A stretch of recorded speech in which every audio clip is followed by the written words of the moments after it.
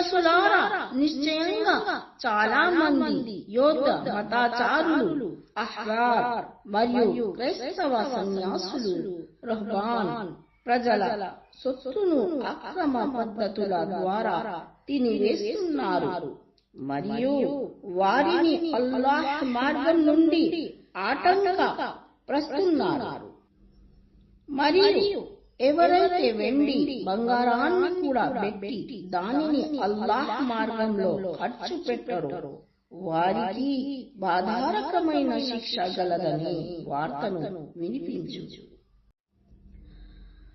يوم يحمى عليها في نار جهنم فتكوى بها جباههم وجنوبهم وظهورهم هذا ما كنزتم لأنفسكم فذوقوا ما كنتم تكنزون.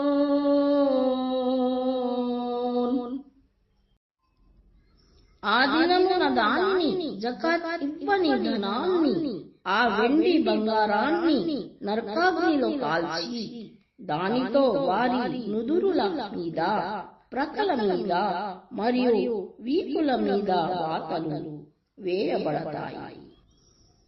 అప్పుడు వారితో ఇలా అనబడుతుంది, ఇదంతా మీరు మీ కొరకు కూడా పెట్టుకున్నదే, కావున మీరు కూడా పెట్టుకున్న దానిని చవి చూడండి.